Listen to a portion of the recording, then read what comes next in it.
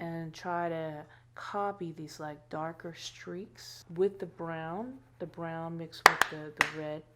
Action.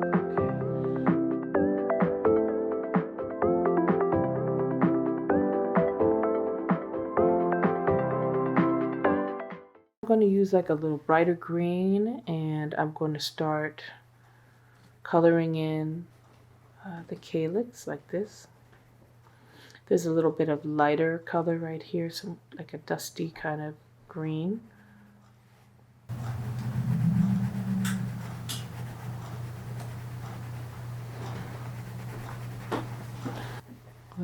Lighter green at the top of these little petals, and right here.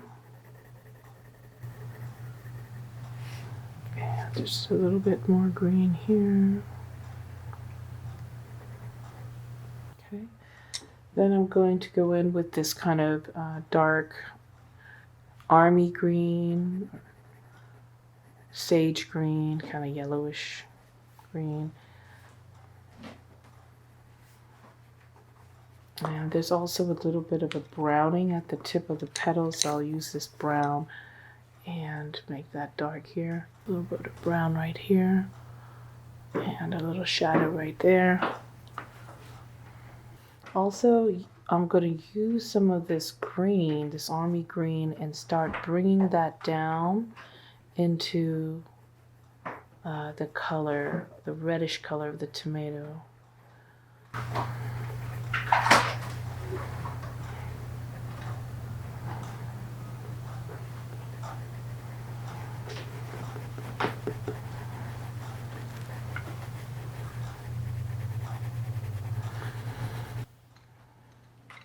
I see kind of a reflection on the side right here of the cherry tomato from the white tablecloth. So with this hard eraser, and it's just a white, latex eraser, I'm just going to erase that to create some sort of a highlight. Also over here, there's a little bit of a highlight, so I left that white on purpose. But there's also kind of a shadow from this stem right here. So I'm going to draw that stem shape right here. And in that stem shape, I see the red reflected too, and a little bit of the dark brown. I do see that. I'm going to just draw that.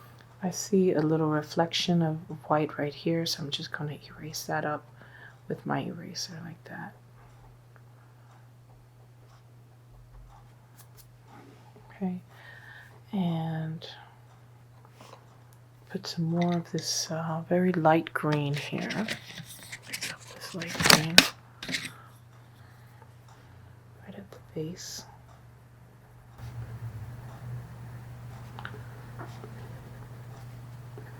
Maybe that's just a little bit too light. I'm going to just tone it down with that army green and mix it together.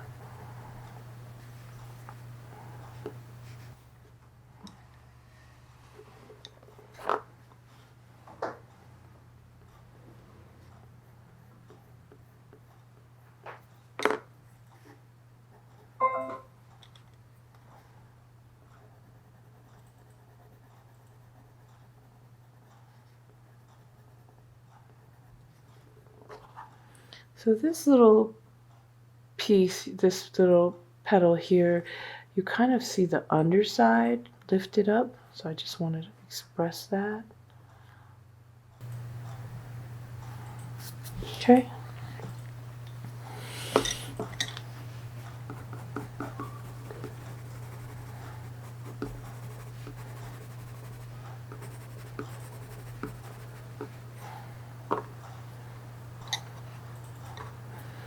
Mix a little bit of green in here.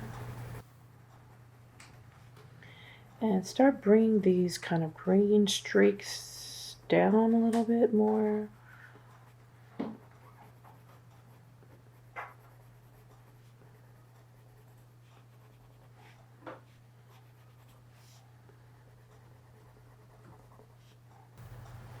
Bring that over.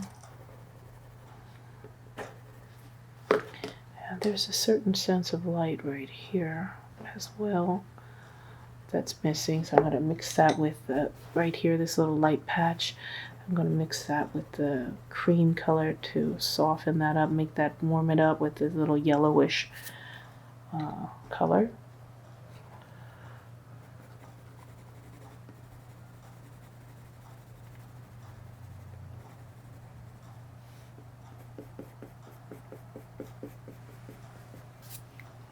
Okay, so this is a colorless blender, and I'm just using that to blend the colors together a little bit better.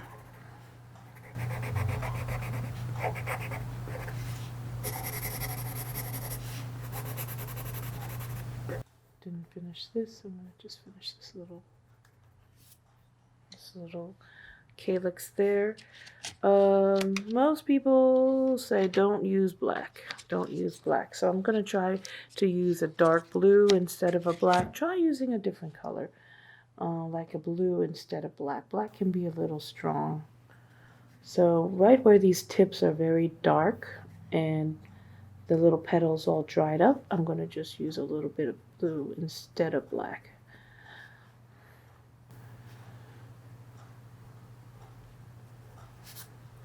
Since we're all about color, I'd rather encourage you to use a color instead of just black, because black has a deadening, kind of flattening effect.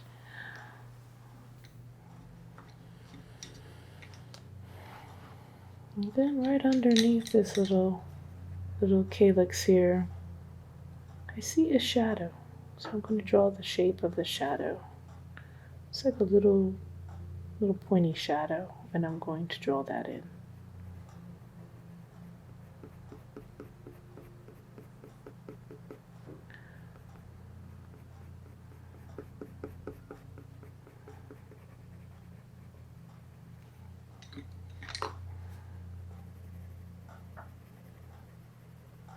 I'm using Sgraffito, where I just kind of go around and around, little circular motions with the tip of the pencil.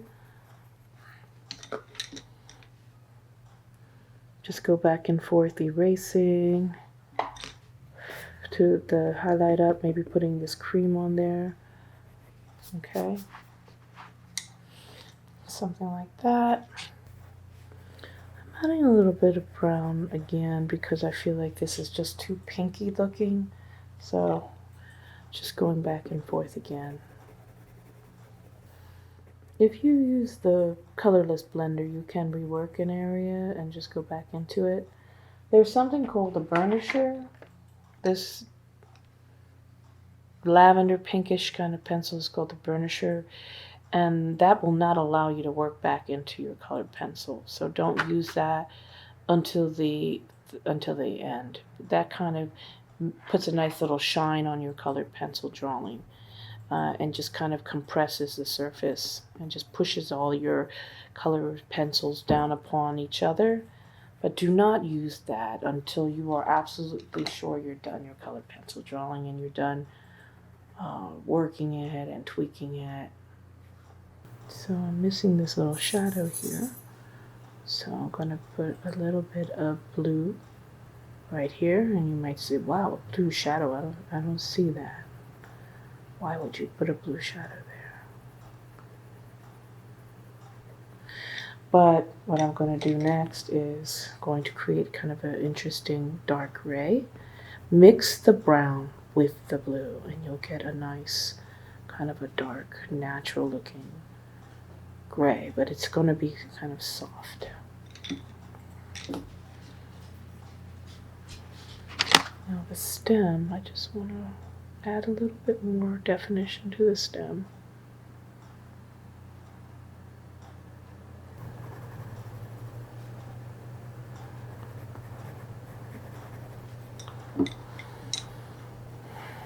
Mix a little bit of this dark brown in with that.